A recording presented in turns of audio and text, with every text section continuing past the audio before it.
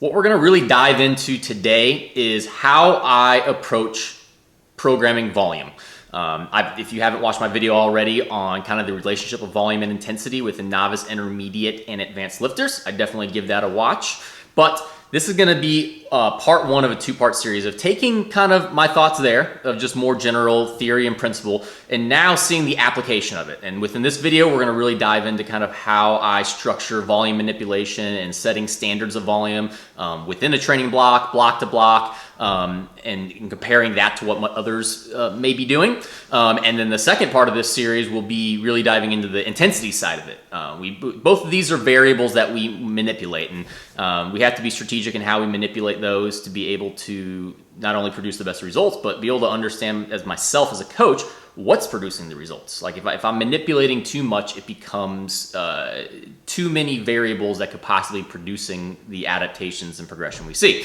So that really kind of leads into the probably most important point of how I may differ from others. And one of the biggest things of how I kind of structure volume is I structure volume, the majority of it, in the aspect of total sets. Volume can mean really, when you use that phrase, it can mean three things. It could mean total volume in the sense of actual tonnage, which is sets times reps times weight. It could mean volume in the sense of repetitions. I mean, you typically think of higher volume as higher repetitions. Or you can think of it as in total sets. And in general, I find that total sets works pretty well when you're kind of calculating volume and kind of simplifies it. As well as the biggest reason is it helps to reduce variables of a constantly changing set and rep pattern, is be more standard in the total sets we have throughout a training block. Within that, not every great coach is following that same standard. They're not always using just sets as their ability to count what volume some athlete is doing on all three lifts and through accessory movements. But we have to understand that this is my system and how I typically go about things. That's been through just experiential practice. It's been through a lot of research. It's been being coached by other coaches, by researching other coaches, and doing all my due diligence to kind of put together my own theories and thoughts into providing what I find is the right structure and system that I can to adapt and manipulate to individual athletes to produce results. So some of the reasons why I think it works for me and why I just count total sets, and that's how I really structure volume and look at volume within week to week and block to block, is one of the biggest reasons is, especially on the squat and deadlift, I don't typically go above sets of six repetitions. Reasoning for that is I just find that if I'm using the competition movements, I am using them to do two things. One, we're trying to develop strength, and two, we're trying to develop skill practice. Obviously, volume can play into that with how many total sets or how many reps we're doing, but I just find too often that factor number two, which is form and technique and skill practice, starts to decay when I'm having people do over 6 repetitions. They start treating each rep instead of treating each rep like a single, which is what I want. We need to in a sense do 6 singles, not a set of 6. In the sense of how we're processing it with bracing and setup and cueing. If I give sets of 8, it ends up just being the cueing and the thought process and the form starts to deteriorate a little bit, in my opinion. So I typically don't program above that. Bench is a different topic, and I do program probably sets of 8, sometimes 9, but usually 7 to 8 is kind of my max on bench as well. I'd rather get more of our volume and higher repetition work from accessory movements. I mean, volume does a multitude of things, and I cover that more in my past video of volume versus intensity. But one of the big reasons we're doing higher volumes is for physiological changes and to add muscle mass or whatever it may be. You don't find the top bodybuilders in the world just squatting, benching, and deadlifting. They do a lot of accessory movements and bodybuilding movements, and if I'm going to really prioritize that, I'm going to get that through accessory movements. So more of my higher repetition movements, that like 8 to 12 rep range, is going to come from accessories, whether they're more compound accessories like a leg press or a belt squat or dumbbell bench press, or more isolation movements. I want to push higher repetitions on those movements, and for the competition movements, I want to keep it more within a rep range where I can make sure that mentally a lifter can focus on individual repetitions and not get in the standard of just rep after rep after rep and just kind of busting them out real fast, rather than really taking each rep as a chance to work on the skill of a 1 rep max and treating each one like a single. Another reason total sets as the equation of volume within my system works is because I implement regularly scheduled deloads. That is not as a common practice as it used to be. And I'm going to get more into kind of how I structure them and why I structure them a little later. But since I do structure them, we have a planned time where there's going to be reduced volume and intensity. So that's already built into the program. And there could be a lot of arguments for what that does in the sense of resensitization to training, for fatigue management, honestly, just for a mental break from training so people can have regularly scheduled mental breaks so they can just kind of have this time to, I don't want to say relax, but not have this anxiety of constantly going heavy. But since I do deloads, that kind of takes care of some type of volume fluctuation within each block, because that's planned, where the other weeks we're going to keep things more standard of just, for the most part, of sets being the same on a weekly basis with obvious possibilities of changes within that, but I'm not really going to get in that much today. That's more of an advanced idea of, okay, here's special situations of where we're going to manipulate it. I'm going to more just kind of touch on the general way I do it, which is total sets. The other way a lot of people do it now is wave loading.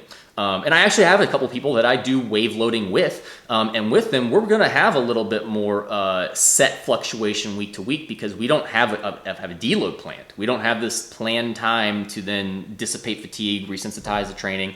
So within that wave loading process, usually week 1 is going to be where we're kind of having this fluctuation in total sets to have some type of slight drop in volume and a build up from there. So we can kind of take a look at this here. To first give you an idea, kind of a general idea of kind of how I would program something, and then give an idea if I was to wave load, what that's going to look like. So here we have the deload example. This is a 5-week training block. I just have squat here. We have our first squat day, our primary squat day, and our tertiary day. We have a top single, we have top sets of 2x3, and then back off for 3x4. And then on the secondary day, we have a top set of 5 and then 3x5. You can see here, pretty much those sets are maintaining the same throughout. Until we get to our deload week, we have some type of volume drop and intensity drop. So there's less reps, there is less sets, and that's just kind of how there's going to be a fluctuation in that intensity and volume on that planned deload week.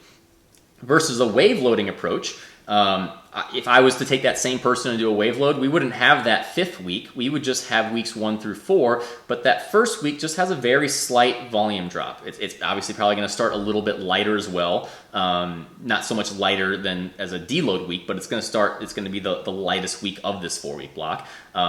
So we have a drop set, or a set dropped here. We have 2x3 on week 2, and we have 1x3 on week 1, and then same thing on the secondary day, 3x5 on week 2, and then 2x5 on week 1. So that's where we're going to kind of get our fluctuation there. And I just put an example here of a possible common model of of how some people do it in regards to adding a wave loading approach, but also doing some fluctuation within their sets and reps, even on weeks, to kind of, in a sense, peak volume on a certain week. And you can kind of see here, you might have 3x4 on the first week, 4x5 on the second week, 5x4 on the third week, which in a sense you're adding a set, but the total volume, sets times reps times weight, is going to be about the same since the reps dropped. But then to have another slight jump in volume, you're adding that rep back on week 4. And then really kind of same thing here. We have 2x6, 3x6, 4x5, 4x5. Just a slight continued jump in the sets. We have a slight decrease in the repetitions because the assumption is most likely there's going to be some kind of linear progression with loading, which again, we're not going to get as much into the loading today because that's going to be where we get more into in part 2 is, okay, we have this set structure for volume. How are we then going to manipulate intensity within it? Because generally what I'm going to do is I'm going to have more manipulation of intensity week to week and block to block, less manipulation of volume. So why do I do this? Why do I find that it works best to just keep sets standard throughout each week, and for the most part block to block depending on the block? The reason being is to reduce variables within training. The more things we are manipulating, as I already mentioned, the more we're going to struggle to find out what was actually working and why during a certain session or during a certain training block or whatever it may be, why was this athlete performing at its best? Some of you may be familiar with the emerging strategies kind of protocol and system that Mike Teixeira and RTS runs. That's truly the basis. Literally, they run the same exact protocol every single week. Same intensity, same volume. They manipulate really nothing. And sometimes they might just only have 2 workouts that they do twice a week. And so even within the week, it's repeating the same stimulus, but with the exact same protocol, just the assumption that as we progress, we're going to be able to load adapt. And so something at an 8 RPE of week 1, we're going to be able to do more weight for 8 RPE of week 4. I like to have a little bit more of freedom to have a bit more manipulation than that. But that's where I said is if I'm constantly manipulating volume and intensity, that's going to be a lot to manipulate. So I take more of the protocol of manipulating intensity and keeping this volume for the most part week to week and block to block fairly similar, so that we can have some type of consistency on kind of what to expect week to week with fatigue and with total workload. I kind of touched on before that some people like to do more manipulation of volume and sets and reps week to week. And a lot of kind of the argument and thought process there is truly matching total workload, sets times reps times weight. And thinking in the sense that 2 by 6 is the same as 6 by 2, because if you take that and then times by the weight, it's going to be for the most part fairly similar. It might be more standard to look at like 2 by 6 and 6 by 2 probably is a bit of a reach, but a fairly common practice might be 4 by 6 to 6 by 3. Because once you take into the account of the weight on the bar, which is going to be greater on 6 by 3, that calculation is going to get to a fairly similar total workload when it comes to sets times reps times weight. Again, I don't think there's anything wrong with that. It just goes back to the fact that it has to be within a system how a coach is being able to track data and manipulate things to spur progress. In a lot of those systems, it's more linear and more consistent on kind of how they're doing intensity jumps, or they're doing similar RPEs each week. Whereas you'll see in another video that I'm going to do more fluctuation of intensity, and we're going to keep that volume pretty standard each time. The other reason, if we're going back to the 2 by 6 to 6 by 2 example, even though that's the same 12 total repetitions, just from my own personal experience, 6 by 2 and 2 by 6 is not the same thing. It might equate to the same thing on paper, but doing 6 sets of 2 is going to be much more demanding than doing 2 sets of 6. So it's hard to say like exactly what would equate to 6 by 2. Would 3 by 6 equate to 6 by 2? That's a lot of just a guesswork and framework. There is no right and wrong there. And instead of kind of having that guesswork, that's again where I'm going back to, let's just keep sets the same. Let's use that to calculate total workload and then manipulate things around it. Coming back around to talk about kind of the emerging strategies approach, even though I don't use an emerging strategies approach, I very much took a lot from the exact person that Mike took from, which is Bondarchuk. I forget his first name now, but Bondarchuk was a very, very famous Olympic coach, specifically for throwers. And he had a very interesting system. Literally, you have like one workout and you just keep running it over and over and over and over until you peak, until you have peak performance. They count the number of exposures, and then you move on to a new block. You literally just kind of repeat the same thing over and over. And while we're not doing that necessarily in powerlifting, because there's got to be a little bit more fluctuation for the most part on a weekly basis on workouts and intensities and how many sets you're doing maybe on each day. I am still taking the thought process of there is a degree of exposure where an athlete typically hits peak performance and then starts to kind of taper off of that. And that's kind of how I determine training block length and when to deload. And so what we can kind of take a look at here, I'm going to first show Bondarchuk's 3 general models of athlete adaptation.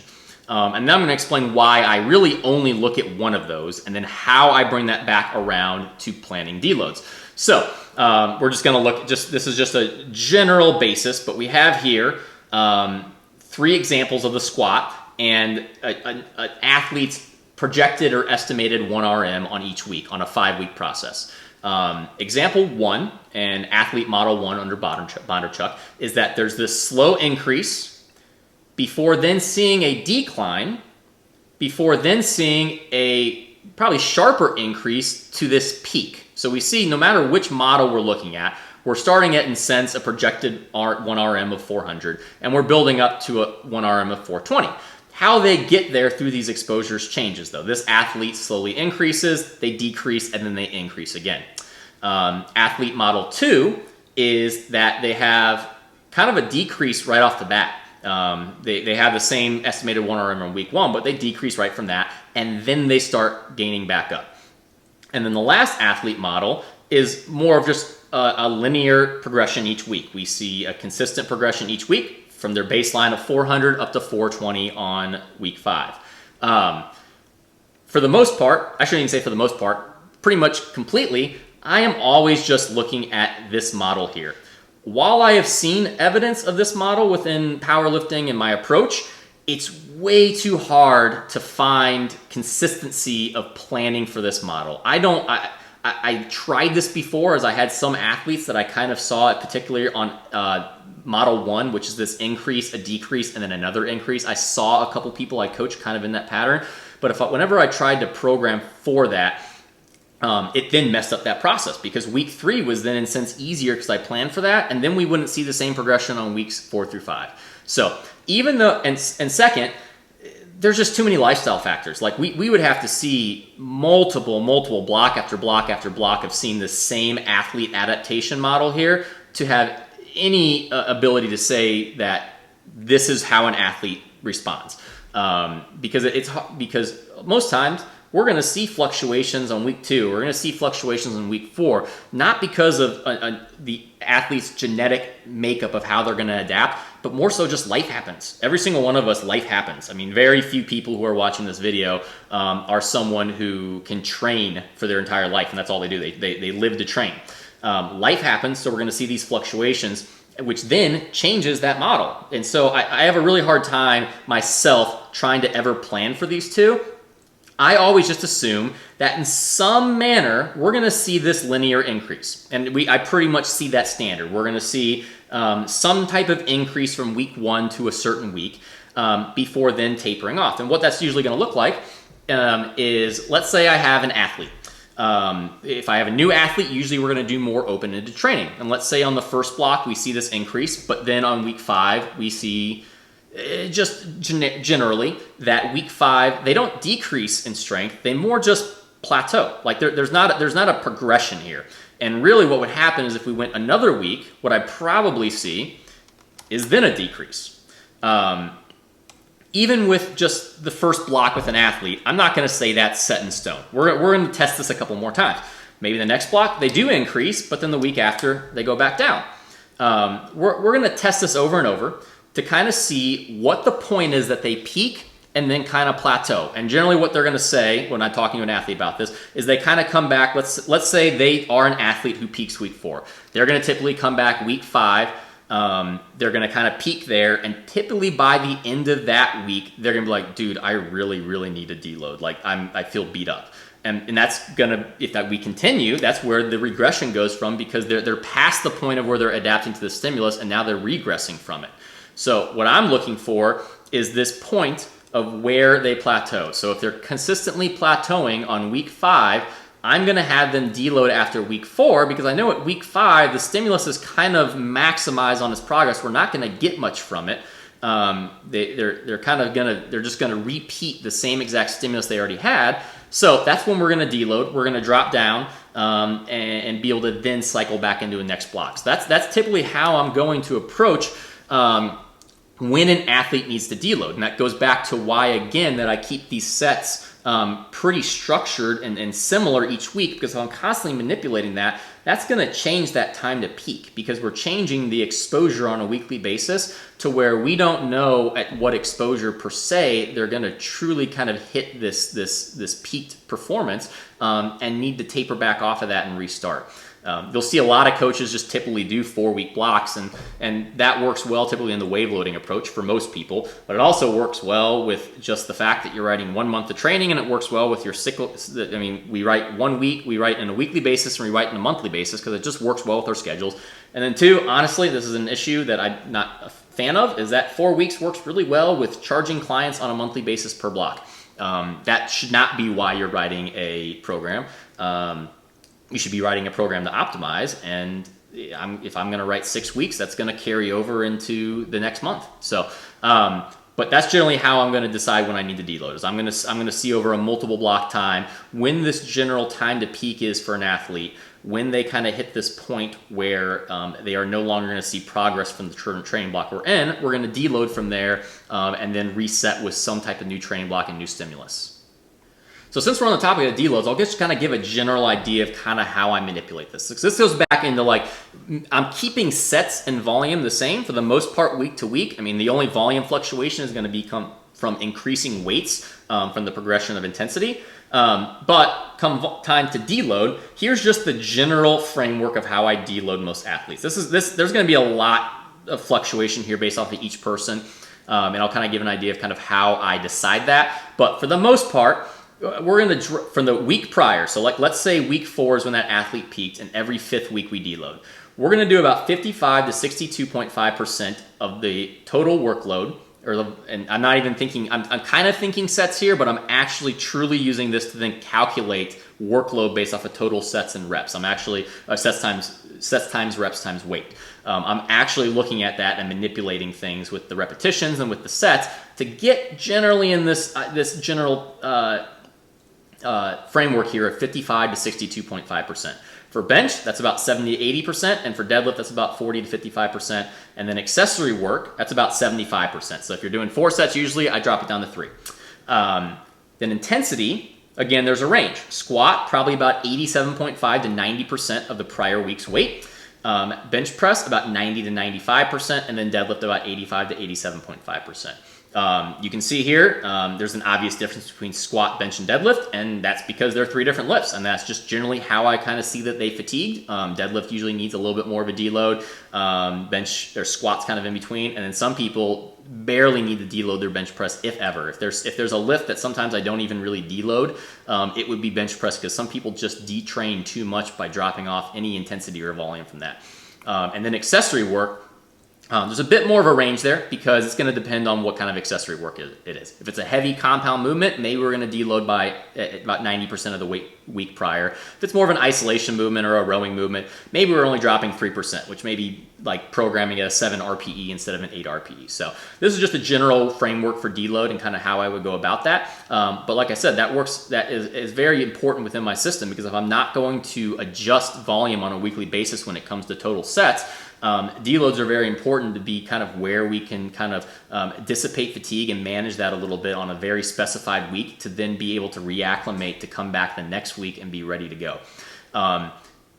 One thing before kind of moving on from deloads, there is a range here. And that range is very dependent on each person. And it kind of, my general way I kind of look at this, especially if I have a new athlete, is I'm going to ask them to really be mindful on coming off of a deload back into week 1, how they feel on each lift. They shouldn't be peaked per se. They're not supposed to come back and hit 1 RMs. That's a big misconception, is you deload and you come back and you're way crazy strong. It's not. It's more of almost kind of this feeling of freshness is kind of how I describe it. If you don't deload enough, typically someone's going to just kind of come back and they're still kind of achy and they just kind of feel beat up still. That's not usually the issue I have, though.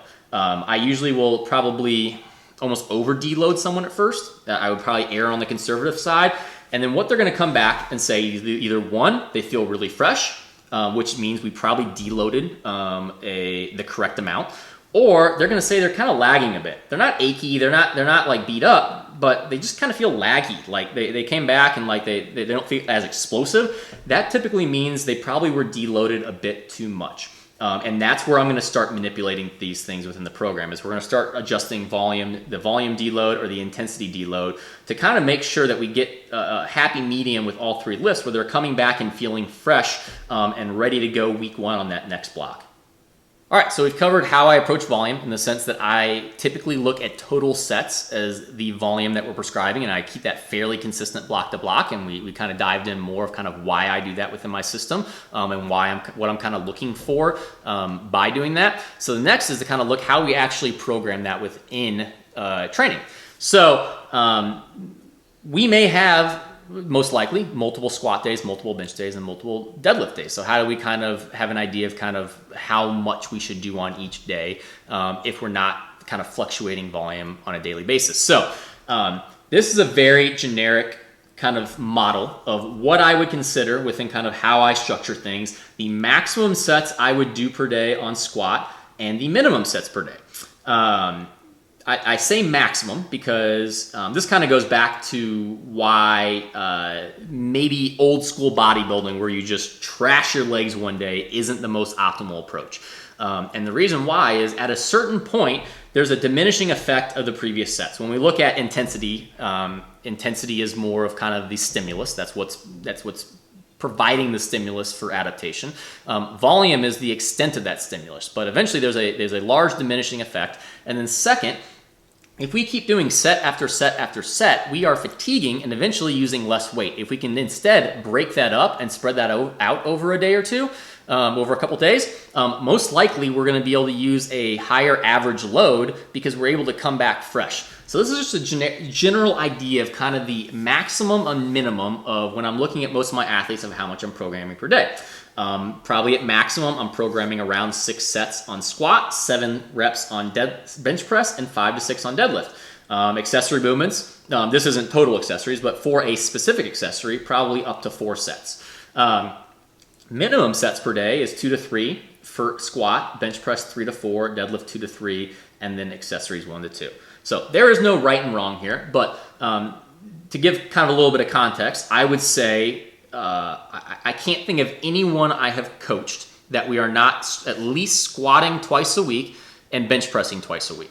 I would say on average, most people squat twice a week, bench press 3 days a week, and deadlift twice a week. Deadlift is the one lift though that I definitely have some people who I only program it for 1 day.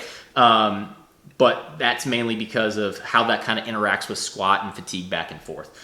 So this is with the assumption that we're probably squatting, benching, and deadlifting 3 days a week or twice a week. So take that into consideration when looking at this. That would not be just training once a week. That would be the assumption that you're probably doing each of these lifts a minimum of twice a week. So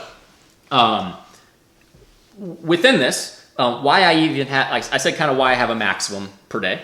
Of why I wouldn't really go above that. I think that it'd be better to add another day of squatting, bench pressing, or deadlifting if we're truly needing more than that. We have a minimum per day then, because I think one issue, this kind of happened a couple of years back, is frequency was a super hot thing to do. It was, let's just ramp up the frequency, and you would see programs that you would squat 4 days a week of just 2 times.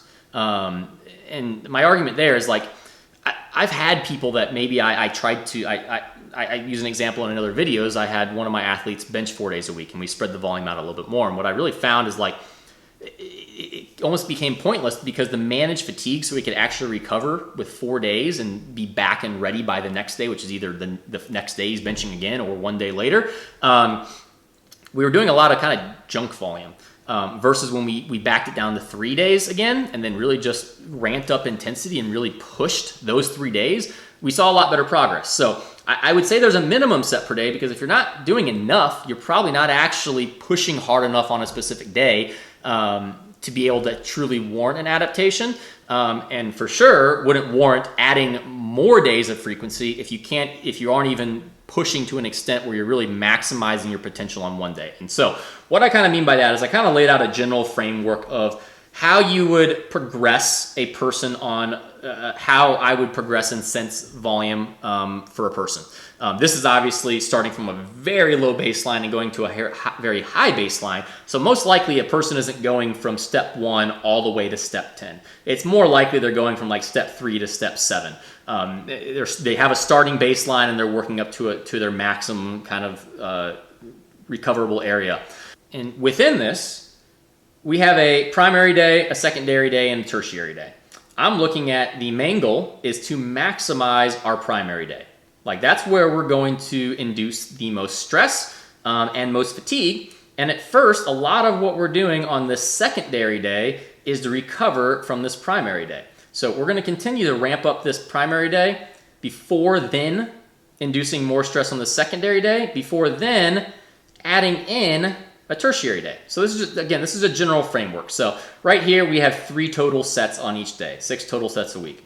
If I'm going to progress from that and add a set, we're going to add it to that primary day. And even just an example, I'm using top sets and back off sets. So I added it here to a top set because I wanted to make this primary day more intensive. After that, again, I add another one to that primary day. So now we have 5 total sets on that primary day and 3 on that secondary day. Again, it's not that the secondary day is going to be super easy, but it's going to be lower volume when it comes to total sets so that we can really come back around and feel fresh and time our ability not only within a training block so that we're strongest, let's say, on week 4, but we're also typically strongest on squat on this primary day each week. We don't want fluctuations going back and forth, which is another reason why I typically keep sets the same throughout a training block so that we can kind of time this. Like I really want to work on timing this primary day to truly be the strongest day of the week. And if we're constantly manipulating sets and volume on a weekly basis, it's probably most likely going to throw that off, and it's going to start messing with fatigue management to where we can't really understand when a lifter is going to be peaked in a weekly basis or in a block basis. But within that, I don't want to, I typically am not just going to continue to push this primary day until it's maximized. I want to keep some type of relation similar between these. So we're 5 sets to 3 sets. Now we're going to stick at 5 sets. We're going to add one more set and go to 4 sets here. And then from there, this week actually shouldn't be there. We go to skip week 5. That ended up being just a copy and paste of the same thing. Week 6, though, now we are going to kind of maximize in the sense of my general standard of 6 sets a day on that primary day. So we have 6 total sets, and we have 4 on that secondary day. Then we're going to add another one to that secondary day, and not only are we going to add to it, but if someone's probably handling this much total workload, they probably can handle a little bit more on their top sets. So we're going to have 2 top sets, so we're now at 6 and 5. But at that point, I could add another one here. I could add a 6 set here, but instead of adding a 6 set here, that's kind of my, okay, we have 2 days where we've maximized the amount we're probably going to do in that day. Instead of actually maximizing this day, let's then finally add that 3rd squat day. So now you can see total set wise, we only added 1 total set because we had to take one away from here. We took 1 away from the secondary day, and then we added 3 total to this tertiary day. And the tertiary day, at least in the planning of this, if I was actually programming this out, this would be a very light technique-based day or kind of power day in the sense of the DUP model. So this is going to be a very low-intensity day on a squat day. If this was bench press, could be very different in the sense of kind of how I'm doing that. But looking at squat, it's going to be a very low-intensity day there, just to be able to work on skill practice and some type of specific technique aspect, and almost kind of as a recovery day as well. So we're now at 12 total sets, but we distribute that over the matter of 3 days, and then we'll start building that back up. So now we're at 6 sets here, 4, and then 3, and then 6, 5, and 3. So it's just this slow progression of, okay, where are we going to add this workload to? Our main goal is to maximize our primary day, induce the most stress, use the rest to be able to still induce stress, but be able to recover to come back around to this primary day. And then be very mindful of kind of how we're adding these sets and volume over time. And like I said, if I had someone who started with this as their baseline, my guess is they're probably never getting to this as a baseline.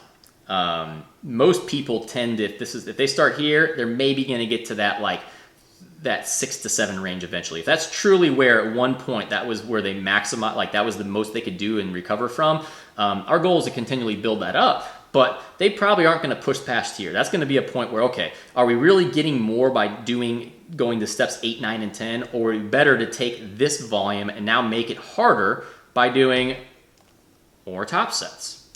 We're probably going to get more out of that than just adding more and more and more volume, because eventually volume is going to diminish its effects, and we need to really just drive strength and get stronger. But that's when we really talk about intensity as the using that as a stimulus and a variable. We're looking at volume, we're trying to keep that more of a baseline throughout, and just kind of looking at total sets, kind of how we're progressing that through a lifter's training career. So taking that information and just kind of a general guideline of kind of how I look at the maximum number of sets I probably program in a day and the minimum, and now taking that and looking at kind of an approach of how we're going to increase that over time. If we're trying to increase volume, how are we going to do that?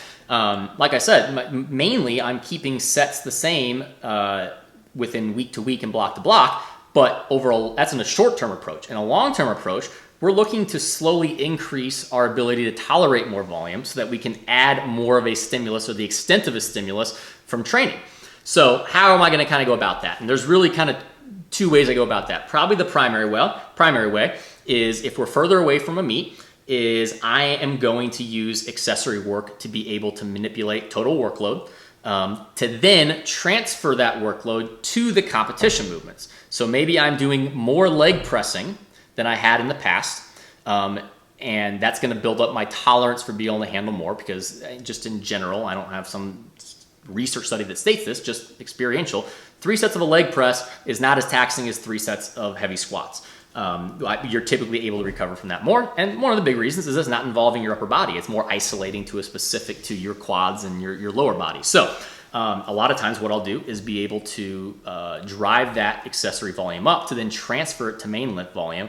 And then when we transfer it to main lift volume, at first do that with some type of self-limiting variation that we then finally progress into a comp variation. So it's this slow process, not this immediate, oh, we're going to add 1 set, or oh, we're going to add 2 sets. It's this process over time to allow an athlete to slowly adapt, because this is a marathon, not a sprint. We don't need to all of a sudden be doing 5 more sets of squat out of nowhere. And while that, yes, may give us some significant progress, like in the short term, we're impeding our ability to take these tools of volume increases over time, and we're putting that all in one spot versus spanning it out over time and trying to eke out as much progress from each increment of increase as we can.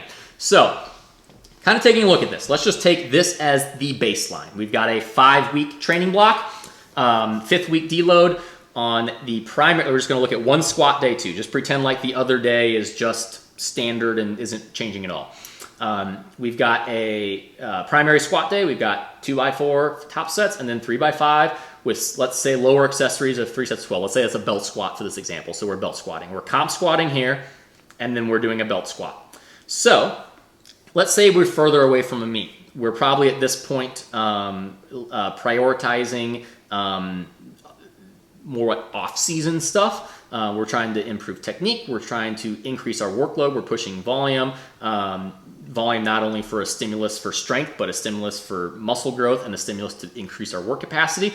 So what we're doing here is, while typically on this primary squat day, we did 5 total sets, I took away one of those top sets, so now we're doing 4 total sets. So not only is the volume decreased, but the total stress is decreased to make sure that when we add in what's going to be this lower accessory work, that we're able to do so. So we already before had 3 sets of 12, and ignore the 12, just 3 sets of accessory work, and we still have that here. We still have that 3 sets. What we did here is we added 2 more sets. So we took away 1 set of our competition lift, and we added 2 sets of lower accessory.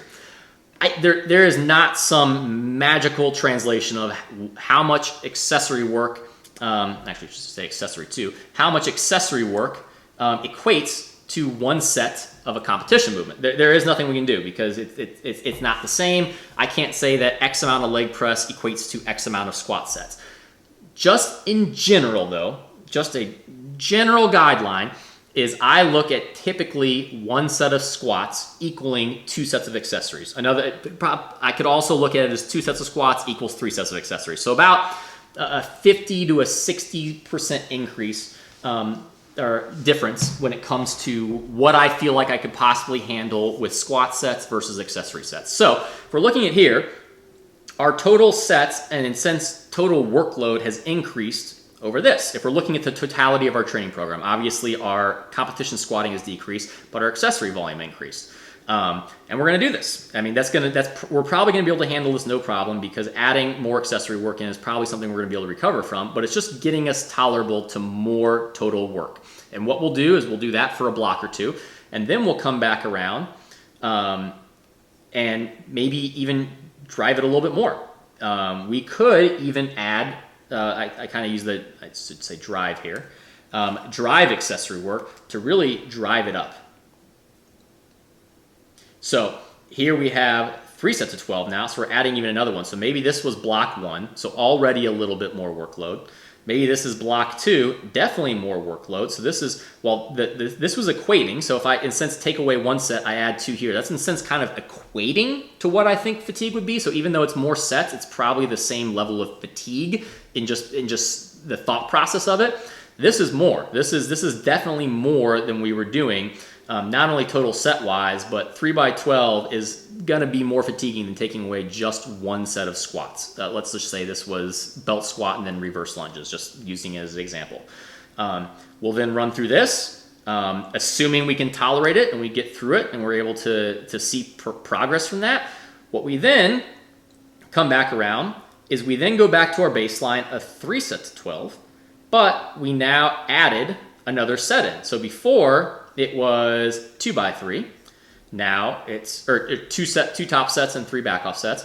Now it's 2 top sets and 4 back off sets, back to our baseline of accessory work. So we've now increased our total workload and our total sets to 6 on this primary day, where before it was at 5. And I put here, at first, I'm most likely to have this be a variation. Maybe it's a tempo squat, maybe it's a pause squat, maybe it's a safety bar squat. Someone's going to self-limit the load so that we're not also driving intensity up in this block where we're trying to manipulate volume, because I want to be careful to manipulate certain things at certain points. And if I'm coming off of this driving accessory style block and bringing it back around to add an additional set to what I typically could handle on squat, I want to limit intensity at first, but maybe I still want relative intensity to be decently high. So that's why we do some self-limiting variation to be able to reduce the loading on the bar, but be able to still drive RPEs and relative intensity high. And in a sense, what we do from there is we take that and we progress it to then not a variation. And that's kind of, you can see there, this is just a general framework, no set in stone, this is exactly how you do it. But this is in a sense a volume increase over 4 blocks. We first changed things to make volume equated for accessories to take away that one set. We then drove the accessories over the next block. We then translated that accessory work over to the competition movement while doing a variation to then progress finally to the exact same structure we had with sets and doing the competition squat as we had on this first block. So you can see that was a long progression. It wasn't just this, let's just add one more set out of nowhere. It was very much planned out process. And while this isn't exactly how I always do it, this is just a general idea of kind of how you're going to increase volume over time while not manipulating variables by a large amount. For the most part, we're keeping variables pretty. Now, I might be adjusting sets and reps here. I just copy and pasted for the ease of just understanding this. But we very well will probably be adjusting or reps, not sets. Very well adjusting reps throughout these different blocks, not just running the same exact block over and over and over. I'm more looking at the fact that we have sets and we're manipulating these sets over a 5-block period to eventually increase the amount of total workload we're doing to be able to make this now our new baseline, and this is how many sets we now handle.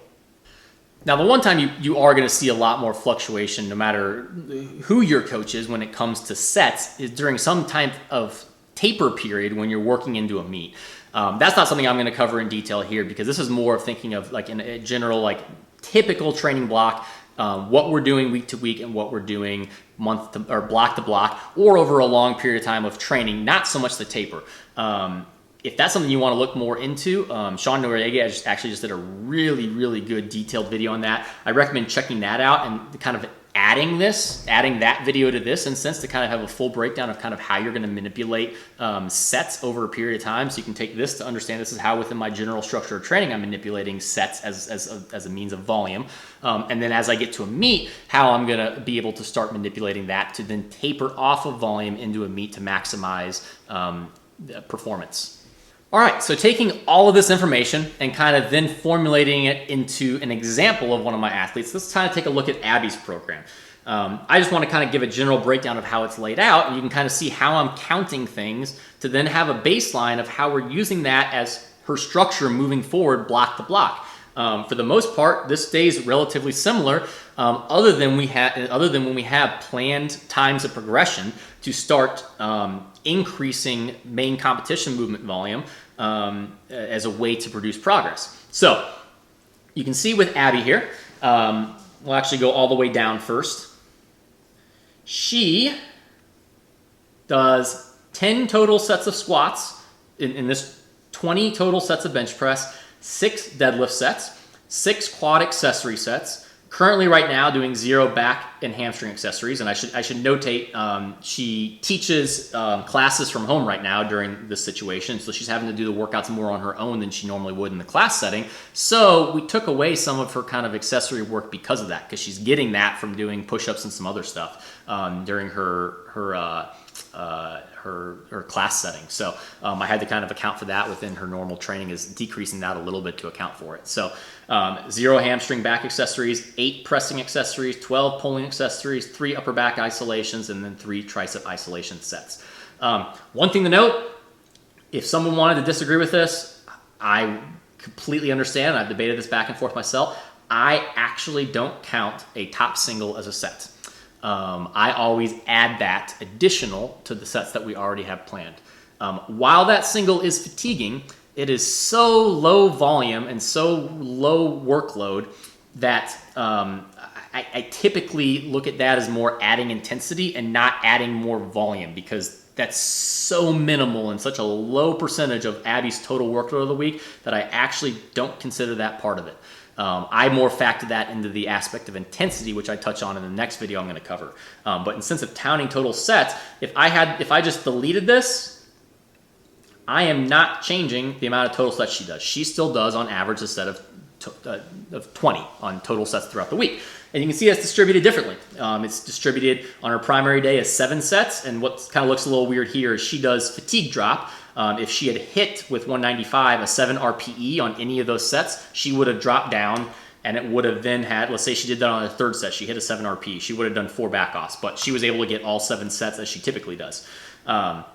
She has 7 sets on her primary day, 6 sets on her tertiary day, and then 7 sets on her secondary day. So, like I said, on bench press, typically I'm looking as 6 to 7 sets as the maximum amount of sets I'm going to do on a day. And you can see exactly that on kind of how we are implementing that. It's very much possible that in the future at some point that Abby's going to have to add a 4th bench day, because not only have we maximized the amount of probably total sets she's doing in a day, notice she's doing straight sets. Like, unless we're just doing really, really heavy every single time, obviously this was playing a little lighter, like a 7 RPE, we don't have much more room to even drive intensity because she is doing all hard sets on these days. But going back to kind of how I structure things, notice sets of 2, sets of 4, sets of 6. I'm not going to argue that 7 sets of 2 is the same thing as 6 sets of 6. They are different, but they aren't super far off. Now, if I planned sets of 10 here and she had 6 sets of 10, there is no way I can consider 1 set of 10 to be the same as 1 set of 2. That is too far off. But that's why I've already mentioned I typically don't do these large rep ranges on the competition lifts. Like you can see here, squats. She has 2 sets, or she has sets of 2 to 4 here.